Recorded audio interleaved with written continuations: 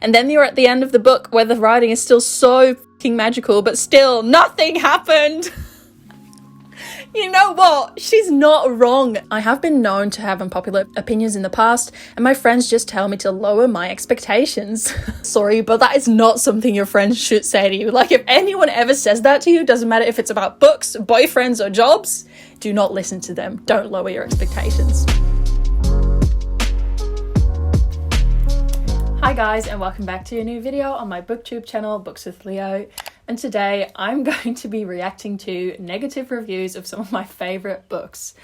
This video was quite a big thing on booktube like a really long time ago, and I've not seen anybody do it recently, and I was just looking for something quick and fun to film, and yeah, here I am filming this video. I'm really excited, mostly just because I understand the criticisms for some of my favourite books fairly well, I would say, because like a lot of the books I really love are super slow, and I can really see why people just think they are so boring.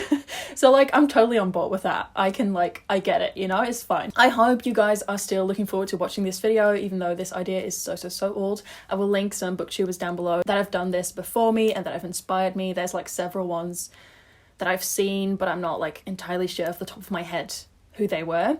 Anyway, I'm really excited to be filming this video and to read some reviews. So yeah, let's just get right into it. I hadn't decided up front what favourite books we're going to look at, so let's just start with a really popular one, Six of Crows. Okay, so Six of Crows is one of my favourite books. I have read it and reread it multiple times. It's just a book I really enjoy. I know it's not the most amazing best thing ever, but it's a book I really love, and I mostly love the characters and the character development, and I love the heist themes as well, the magical themes. Inaj is just amazing, and yeah, I just really enjoy these books, mostly the banter between characters and like the chemistry all the characters have with each other. Really great. I'm also really excited for the Netflix adaptation. When I'm filming this, it's coming out today, so that's super exciting. So yeah, let's just read some really negative reviews of this. This first review already has me laughing. The first line is, "Too many Karens." Someone just told me that if I read Six of Crows and didn't like it, then I have a bad taste. Thanks, Karen. To hate a series everyone loves feels bad, dude. I have been known to have unpopular opinions in the past, and my friends just tell me to lower my expectations.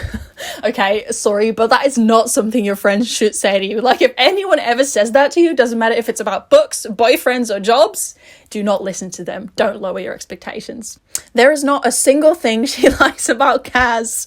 The entire point of having Kaz there is for the readers to drown themselves in romanticized idealizations.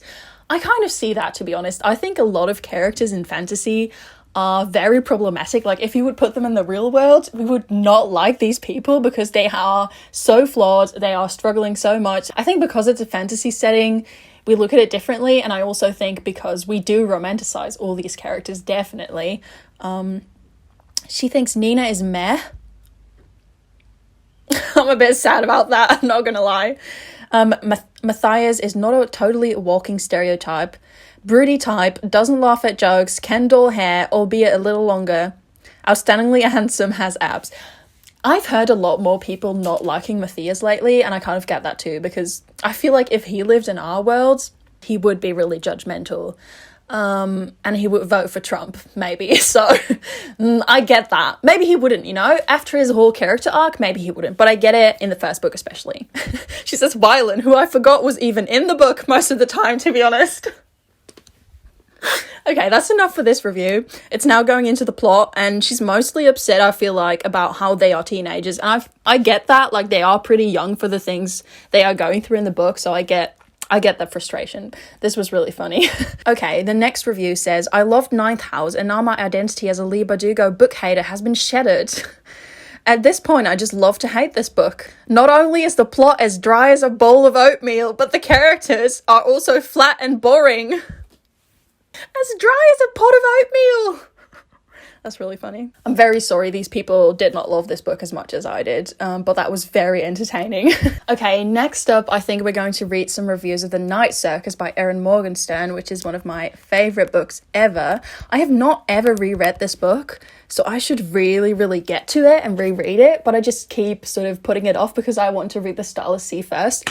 And I've started can't talk. I've started The Starless Sea...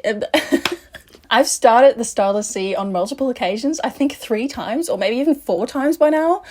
And I just cannot get into it. And I feel like I should love it because I loved The Night Circus. And it's not like when I'm reading it, it's not that I'm not enjoying it. It's just not really getting to me.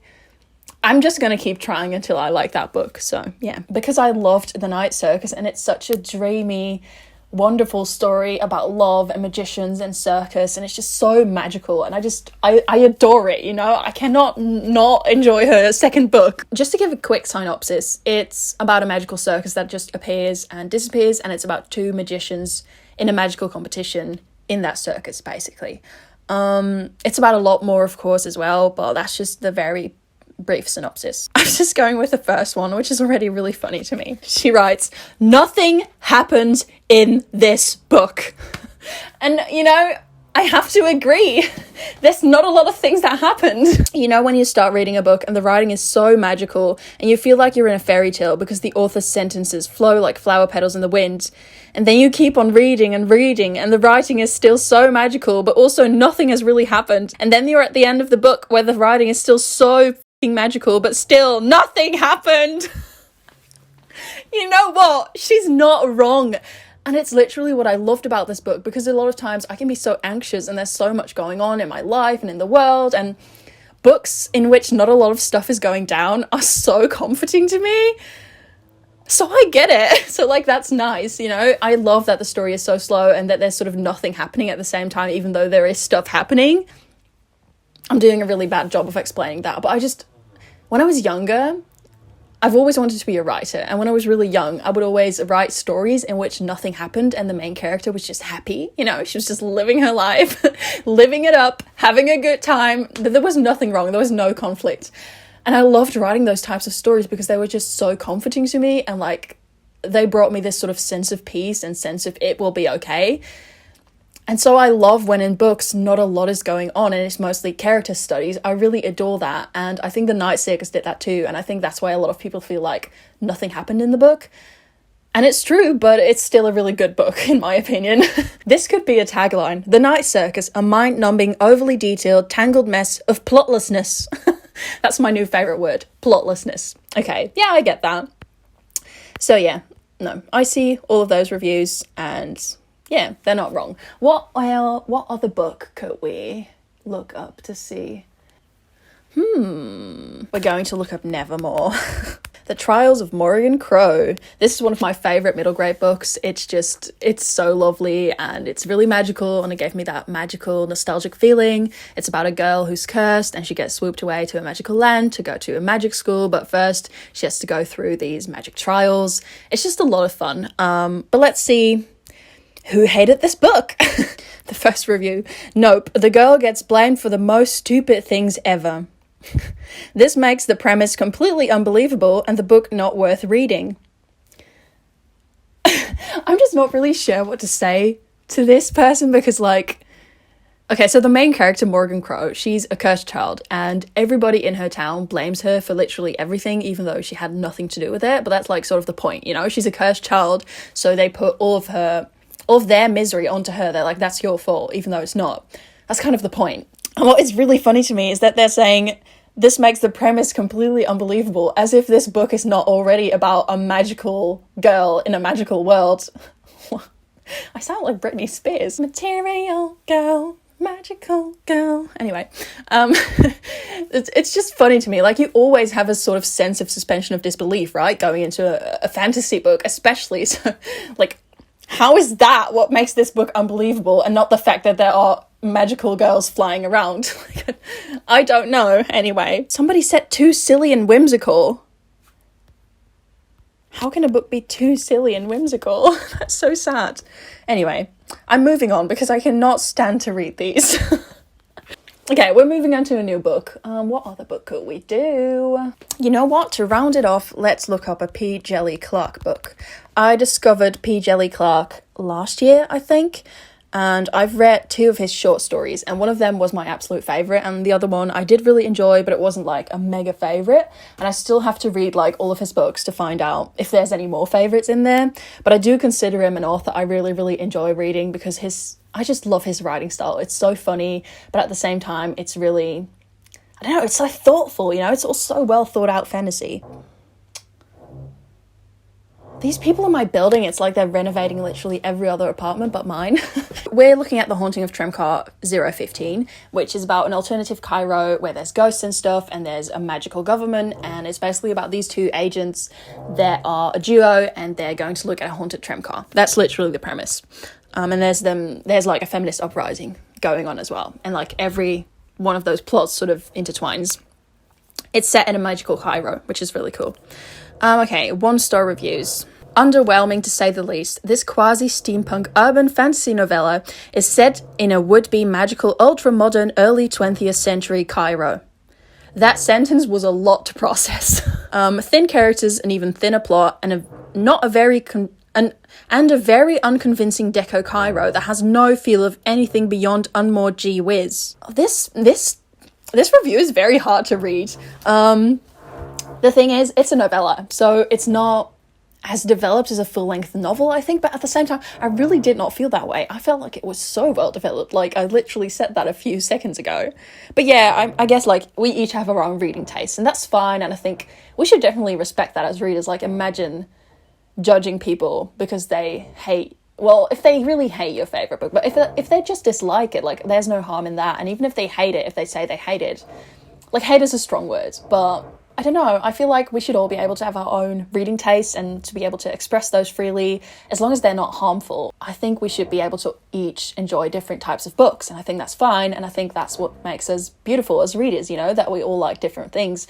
I really enjoy having friends in the book community that have different reading tastes as me. Like, Carly, for example, reads a lot of different things than me, and I love that, because that way I get a little peek into her world of books, you know. And I feel like Noelle, for example, she reads a lot of thrillers, and I love hearing about all the thrillers she reads, and that makes me excited for different types of books. And, for example, Britt, she loves historical fiction, like stuff about the Titanic, and she can read an entire textbook about the Titanic, and I enjoy that because it gives me this sort of peek into what types of fiction are the most interesting to her. And Mika, for example, is the biggest Sarah J. Maas stan ever, even though I don't really love Sarah J. Maas that much.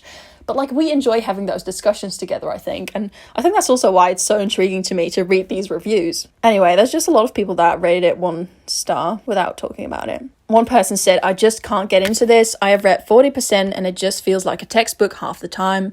With this being 115 pages and me constantly feeling like it won't pick up just makes it more brutal for me. I understand, you know, maybe it is a bit dry. I wouldn't know because I listened to the audiobook multiple times, and the audiobook is just so entertaining. Like, I love the audiobook. Like, the narrator has such sort of pizzazz, you know, with telling the story. Like, they have a lot of fun with it, which is just great. And I feel like a lot of times when I read fantasy on audiobook, I get overwhelmed because there's so much stuff happening. But I feel like with this book, that didn't really happen because it was a novella, so it was sort of containable, but still all really well thought out. So yeah, I get why these people didn't like it, because maybe it can feel a bit dry if you read it as a text, like as a physical copy. I wouldn't know, maybe I should try it sometime. I feel like I've read plenty of reviews right now and also had a fun little discussion about having different reading tastes.